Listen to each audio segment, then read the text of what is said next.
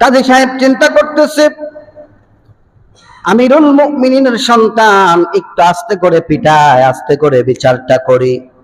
হযরত ওমর বলছেন, তোমার দ্বারা কাম হবে না, আমার কাছে বেত দাও। বেত নিয়ে পিটানো শুরু করেছে, 40টা হয়ে গিয়েছে। স্ত্রী পা জড়িয়ে ধরেছেন। চার হচ্ছে হযরত ওমর ফারুক রাদিয়াল্লাহু তাআলা করেছেন। কেমন বিচার করেছে? সন্তান মদ খেয়েছে, মদ খাওয়ার কারণে, মদটা তাও সেরকম মদ নয়, সেই মদটা হচ্ছে এরকম, রাতের বেলায় দুধের মধ্যে খুরমা খেজুর ভিজিয়ে রেখেছে, পরের দিন সকাল বেলায় আপনি খাবেন, এটা পুরুষের জন্য অনেক শক্তি, পাওয়ার, এনার্জি বাসে। হাদিসের কথা। হযরত ওমর ফারুক রাদিয়াল্লাহু তাআলার সন্তান এই দুধের মধ্যে খেজুর ভিজায় রাখছিল, একদিন, 2 দিন, 3 দিন পরে যখন খাইছে, এটা মদ হয়ে গেছে। সরাসরি মদ খায় না, এই জিনিসটা খাওয়ার কারণে একটু মাতাল হয়েছে। মাতাল হওয়ার কারণে প্রিয় ভাইয়েরা, আল্লাহর হযরত ওমর ফারুক রাদিয়াল্লাহু তাআলার কাছে বিচার এসেছে, সন্তান মদ খেয়েছে, একজন নারীকে রেপ করে ফেলেছে। হযরতে ওমর এক রাস্তা দিয়ে গেলে শয়তান ওই রাস্তা দিয়ে আর যায় না। একজন মানুষকে দেখে শয়তান কতটুকু ভয় পায়। ওমর ফারুক রাদিয়াল্লাহু তাআলা আনহু বলছেন, আমার সন্তানের বিরুদ্ধে, এমন সন্তানকে ডাকলেন, খেতে বসেছে সন্তান, বলে খাওয়া দাওয়া করে আসো আমার রুমে। খাওয়া দাওয়ার অবস্থা শেষ, আর খাওয়া দাওয়া হবে? খাওয়া দাওয়া শেষ। হযরত ওমর ডাকলেন, আসো। ওমর ফারুক রাদিয়াল্লাহু তাআলার সামনে গিয়ে সন্তান বলতেছেন, আব্বাজান, আমি মাতাল ছিলাম, ভুল করে ফেলেছি, অন্যায় করে ফেলেছি, মাফ করে দেন। হযরত ওমর বলছেন, সন্তান, তুমি তো জানোই আমি হলাম হযরতে ওমর, আমার এই রাষ্ট্রটা মানুষের তৈরি করা হাতের সংবিধান দিয়া চলে না, আমার এই রাষ্ট্র আমি পরিচালনা করি সরাসরি আল্লাহর কোরআন দিয়া। আল্লাহু আকবার।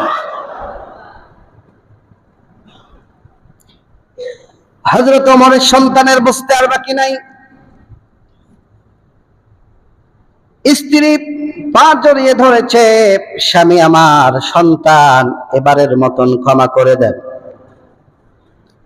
হযরত ওমর বলছেন, স্ত্রী, দুনিয়াতে আমি ক্ষমা করে দিলাম, কিন্তু কাল কিয়ামতের ময়দানে এর বিচারের জন্য আমি আল্লাহর আদালতে দাঁড়াবো, আমার সন্তানটাও আল্লাহর জাহান্নামে যাবে। আমি চাই না আল্লাহর আদালতে আমি দাঁড়াই আর আমার সন্তানটা জাহান্নামে যাক, আমি চাই না। তার কাজীকে ডাকা হলো। কাজী চলে আসলেন, হাত পা বাঁধা হলো, চাবুক দিয়া পিটাতে শুরু করেছে। যেহেতু অবিবাহিত ছিল, এখনো বিয়ে করে নাই, মুসলমান ভাইয়েরা পিটাতে পিটাতে এক পর্যায়ে 50-60টা পিটানো দেওয়ার পরেও পিতা ছাড়েন না। কাজীরে বলে, এ কাজী, এ বিচারক, এত আস্তে মারা যাবে না, আমি প্রধানমন্ত্রী, আমার সন্তান দেখে আস্তে মারা যাবে না, যেরকম শক্তি আছে শক্তি দিয়ে তুমি পিটাও। কাজী সাহেব চিন্তা করতেছে, আমিরুল মুমিনিনের সন্তান, একটু আস্তে করে পিটায়, আস্তে করে বিচারটা করি। হযরত ওমর বলছেন, তোমার দ্বারা কাম হবে না, আমার কাছে বেত দাও। বেত নিয়ে পিটানো শুরু করেছে, 40টা হয়ে গিয়েছে। স্ত্রী পা জড়িয়ে ধরেছেন।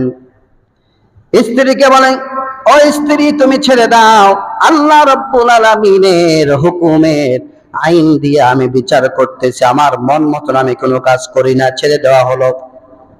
পিটাচ্ছেন, 50টা হয়ে গেল, না বাঁচা সন্তান 60টা হয়ে গেল। 60টা পিটানোর পরে দুনিয়া থেকে বিদায় হয়ে গেলেন। নিজ হাতে গোসল করালেন, নিজেই জানাজার নামাজ আদায় করলেন। কবরের মধ্যে রাখা হলো প্রিয় পুত্র সন্তানকে। বাকি ছিল আরো 20টা পিটানো কোথায় দেবে? কবরের উপরে মাটি দেওয়ার পরে বাকি মারগুলো কবরের উপরে পিটালেন। আল্লাহু আকবার। বাকিগুলো কবরের উপরে দিয়ে দিলেন। এবার হযরত ওমর বাড়িতে চলে আসলেন। সন্তান যেই রুমে থাকতেন, যেই ঘরে থাকতেন, সন্তানের বালিশটা বুকের মধ্যে জড়ায়া সন্তানের কষ্টে চোখ দিয়া টলটল করে পানি পড়তেছে।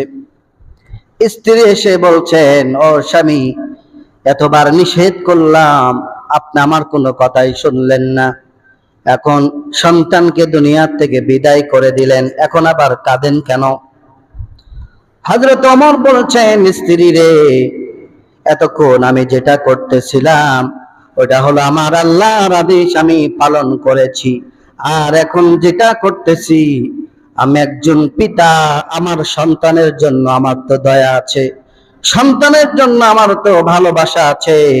এখন যেটা করছি এটা পিতা হইয়া সন্তানের জন্য করতেছি। জোরে বলি সুবহানাল্লাহ।